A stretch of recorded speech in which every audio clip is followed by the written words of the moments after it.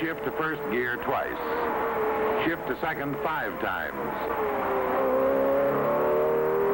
Third gear 6 times.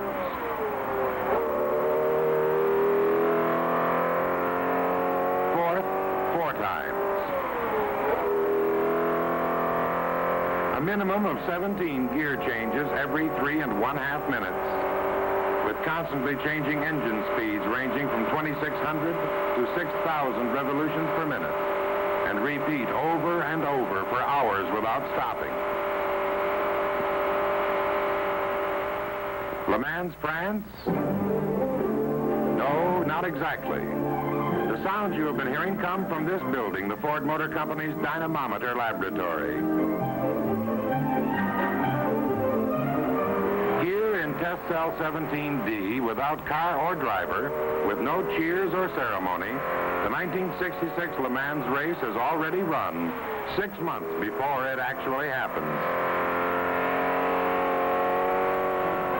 This is Le Mans, France, where one of the toughest and most grueling contests for man and machine is made even more demanding by the intense flavor of international competition.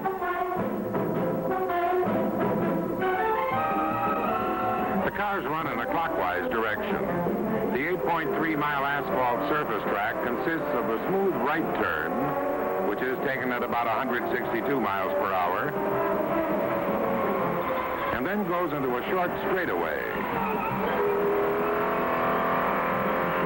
leading into a tricky S pattern that requires slowing down to about 100. From here, the route passes under one of the picturesque Dunlop bridges, which is taken at between 85 to 90 miles per hour. Here, the track is essentially a straightaway for over 3 miles.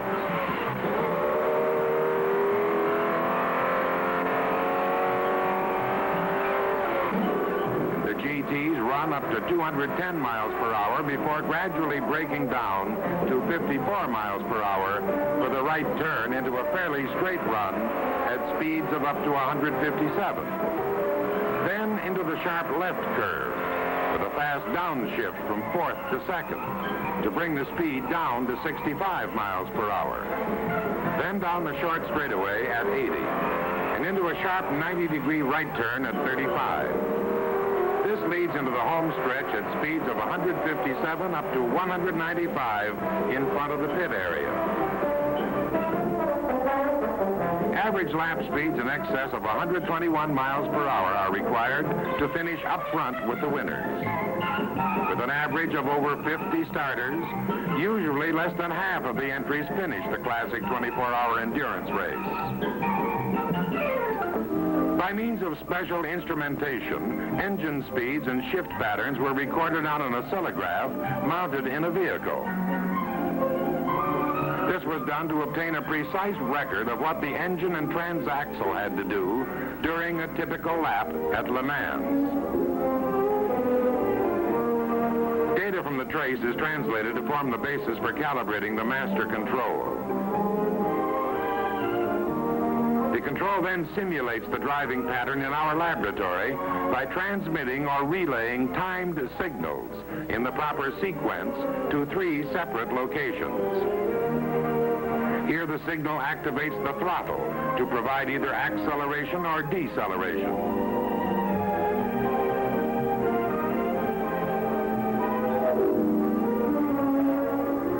Another signal sets the clutch in proper position. The third signal goes to the shift tray, which is a series of pressure regulators and solenoid valves that combine to match the proper combination chosen by the relay in this manner.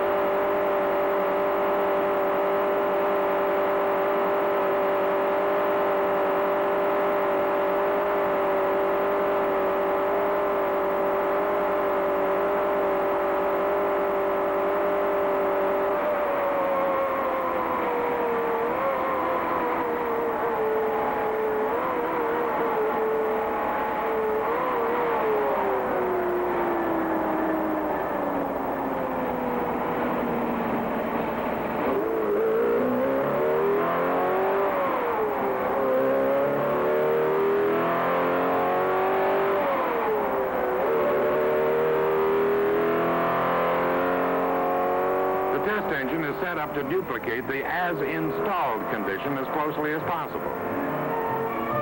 The Ford transmission has had numerous design refinements and has been modified and repackaged to fit the GT car.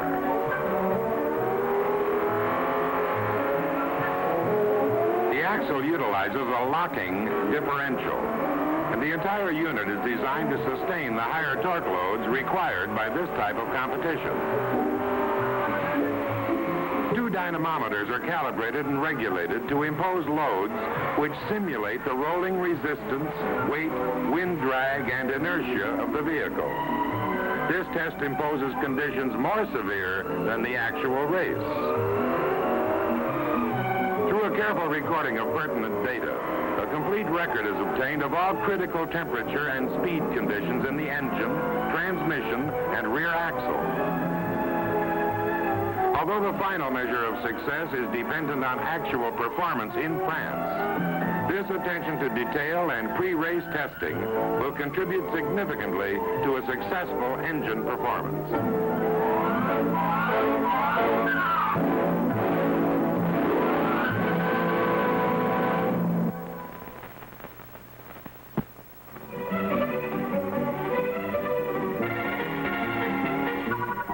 What you have just seen is typical of the extensive application of program simulation equipment in our dynamometer laboratory at the Ford Engineering Center.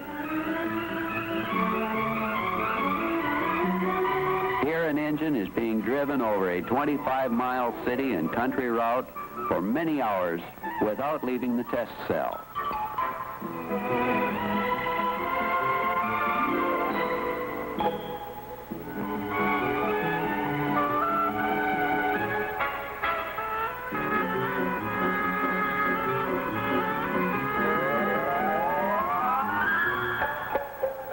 In another room, engines and transmissions repeat a strenuous cycle of programmed shift patterns for hundreds of hours.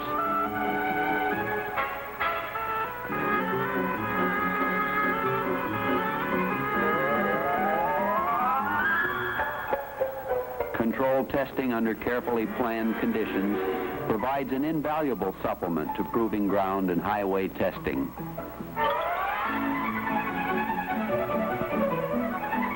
This background of thorough testing assures our customers the maximum of safety, durability, and performance in the design of our products.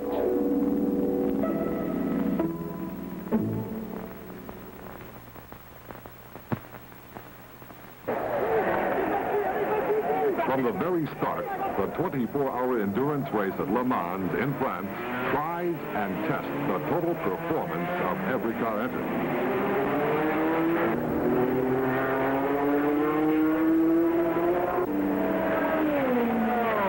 Top speed, braking, cornering, shifting up and down in this day and night test of automobile design, construction, and performance, the Ford GT Mark II was ahead all the way.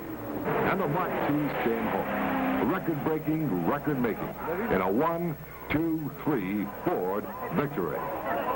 The first American car ever to win this rugged race. And now this Ford total performance car is headed your way.